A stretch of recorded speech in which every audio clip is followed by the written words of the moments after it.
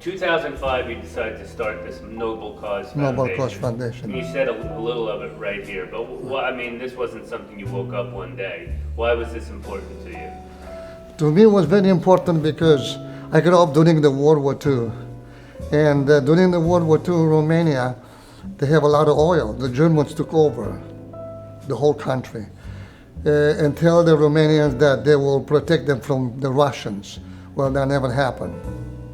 So the United States has to go and bomb all the refinery that the Germans was taking almost third of that percent of that, the third percent of that oil that refinery, 14 refinery in Mexico was going to the war. So United States figured out that if we don't destroy that oil, Germans is going to go all around the world. They're going to completely destroy. So they kind of planned to go and do it. So they started before 42. They didn't do anything. The Russians started. The Russians disappeared out of the air. So the defense of the oil refinery was tremendous. So the United States said, well, we're going to see if we can go the low level at that time to kind of hide the airplanes from the radar. So they go like a T-trap level, very low, 50 feet above the ground with the B-24. So August 1st, 1943, they start doing that thing. Then they couldn't go from England, they couldn't go from anywhere because Germans was everywhere, the whole Europe. So they went to Benghazi, in northern Africa. So they crossed the Mediterranean and they went to Greece, part of it, and then went to Romania, Bulgaria, Romania. And they went over there on a Sunday at noontime. They calculated so everybody's out to church. So nobody's home, the refinery was going to be, not working full. And they tried to bomb it. There was a lot of lost.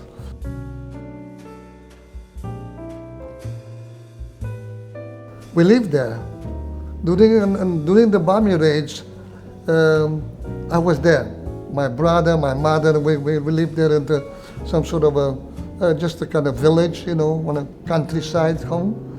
And I witnessed almost the whole entire bombing raid from 1942 all the way to 44. The last bombing raid, I witnessed everything. So I see everything, what's going on in the air. I see the smoke, I see the fire, I see a lot of planes crashing nearby at home, and everything that was on the sky. You look in the sky, you look like you see a documentary movie. Planes completely fall apart in the sky, pieces of the plane, fuselage, wings, and everything. This is all American kids. I tell you why, because my dad rescued lots of them.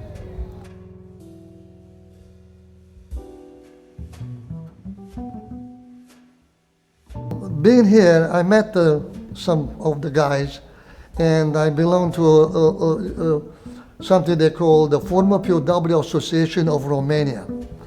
There were probably lots of them, but with the time they get old, sometimes they get sick and they die. There are about 500 left over, so we travel around the United States every year, different states, different airports and stuff like that. So we have ceremonies, all kinds of stuff. So I met a lot of guys that some of them met my dad. They told me many things about who was flying those things and how old they were and the time they were. And so from every time one plane goes down, 10 kids die because there were 10 people on board, 10 crew members on board for every single B-24. There were, on that day was 176 airplanes. Was about 3,000 men on the sky trying to serve and protect this country from the Germans. So they sacrificed their life, actually.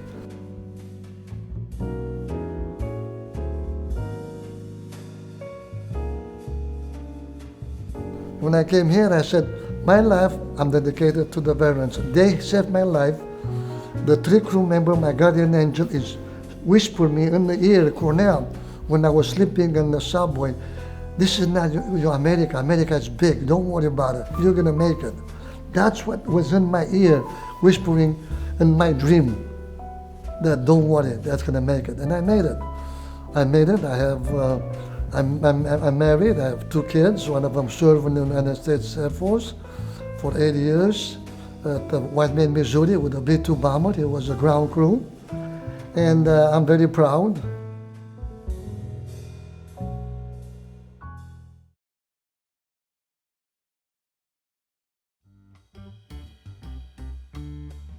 I have a friend of mine that was impersonating MacArthur.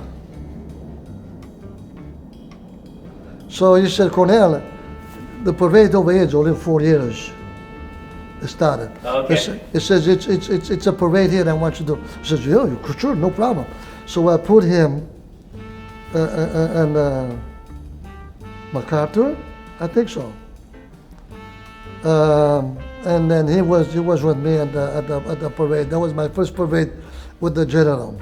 So the first one you're in is with the guy who's impersonating MacArthur. Yes. And you're in one of the restored Jeeps. Yes. And what else was? Well, I restored Jeep for a reason, because I said, we go for they call reenactments, where the killing Germans and stuff. I said, this is not cool.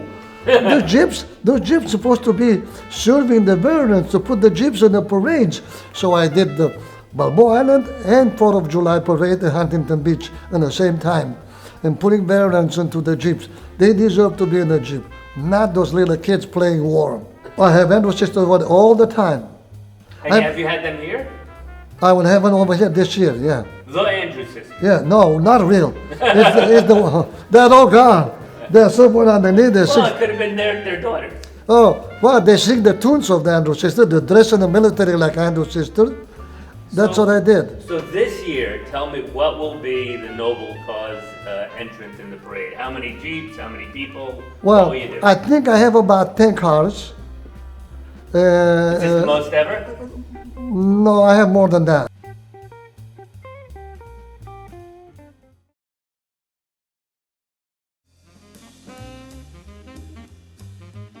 Now, did you say that this will be your last Balboa Island parade? or No. You'll keep doing this? I keep doing it until my last day.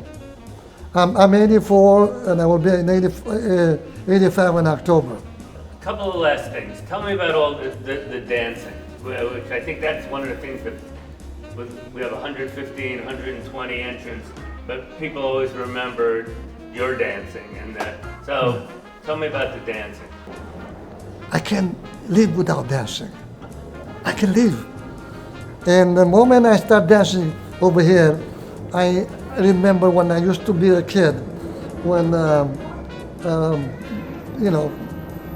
all the swing music was in the bunker.